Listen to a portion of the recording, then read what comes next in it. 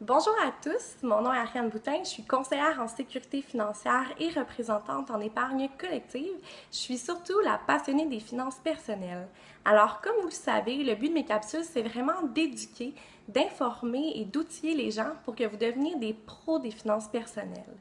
Le sujet de la capsule d'aujourd'hui va toucher principalement les parents, les grands-parents, les oncles et les tantes, parce qu'aujourd'hui, je vous parle du régime enregistré d'épargne-études, un petit bijou qui a été créé par le gouvernement pour vous aider à financer les études de votre enfant.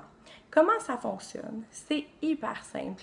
Donc, on va prendre un exemple. Vous, le parent, vous déposez des cotisations. À ça va être ajouté des subventions. Il existe 3 subventions. Il y a la subvention canadienne pour l'épargne-études, l'incitatif québécois à l'épargne-études, ainsi que le bon d'études canadien.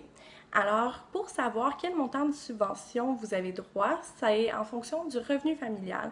Dans la grande majorité des cas, c'est 30 pour cent. Si votre revenu familial est très bas, vous allez pouvoir aller chercher jusqu'à 40 pour cent.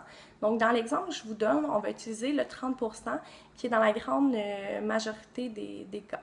Alors, vous déposez 1 000 $ dans une année, que ce soit mensuellement ou un montant forfaitaire. À ça va venir s'ajouter 300 $, donc vous êtes rendu à 1 300, et à ça va venir s'ajouter le revenu de placement, le revenu d'intérêt.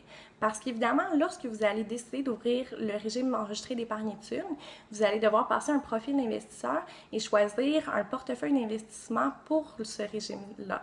Alors, vous allez avoir du rendement d'intérêt qui va être fait sur vos cotisations ainsi que sur vos subventions. C'est le fonctionnement, c'est super simple. Maintenant, comment ça fonctionne lorsque l'enfant arrive aux études postsecondaires? Alors que votre enfant fasse un DEP, aille au cégep, à l'université, vous allez pouvoir retirer les sommes du régime d'épargne-études. Et je vous demanderai votre attention à ce moment-ci parce que c'est hyper important. Vous allez comprendre à quel point ce régime-là est un merveilleux outil financier. Donc, vous, le parent, vous allez avoir cotisé pendant 16-17 ans à l'intérieur de ce régime-là.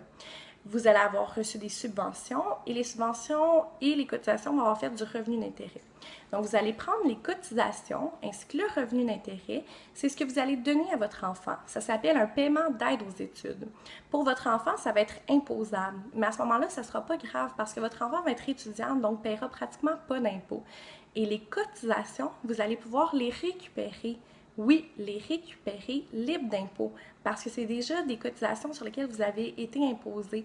Alors, vous récupérez ça. Vous pouvez soit les mettre en REER, soit les investir ailleurs ou tout simplement en profiter, les dépenser. C'est votre argent à vous. Donc, pour les parents qui me disent non, moi, ça ne m'intéresse pas de mettre des sous de côté pour mon enfant, il s'arrangera rendu là, moi, j'ai payé mes études, eh bien, sachez que ça, c'est pas un choix intelligent. Parce que si vous pouvez penser comme ça, mais pourquoi pas prêter les sous à votre enfant? Donc, vous mettez des sous à chaque année à l'intérieur du régime. Le gouvernement ajoute des subventions, vous faites du revenu d'intérêt et lorsque votre enfant est prêt pour les études, vous lui donnez les subventions et l'intérêt et vous récupérez tout votre argent. Vous voyez, ça, c'est être intelligent, c'est servir du gouvernement pour financer les études de son enfant. Maintenant, qu'est-ce qui arrive si jamais votre enfant ne poursuit pas ses études? Évidemment, vous allez pouvoir transférer les sommes à l'intérieur de notre régime d'épargne-études si vous avez plusieurs enfants.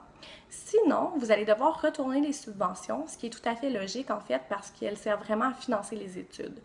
Vous allez pouvoir récupérer vos cotisations, toujours libres d'impôts, et le revenu de placement, vous allez pouvoir l'injecter dans vos REER si vous voulez retarder l'impôt.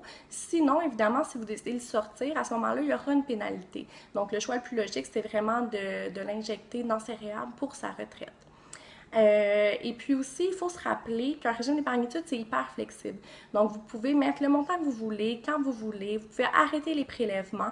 Vous pouvez augmenter les cotisations, vous pouvez les diminuer parce que c'est vous le propriétaire, c'est vous qui décidez. Alors voilà, j'espère que vous aurez appris et j'espère que je vous aurai incité à ouvrir ce petit bijou-là pour vos enfants, qui est en même temps un super de bon outil financier pour votre famille. Alors, comme à l'habitude, je vous demanderai de partager en grand nombre pour qu'ensemble, on puisse éduquer le plus de gens possible. Merci!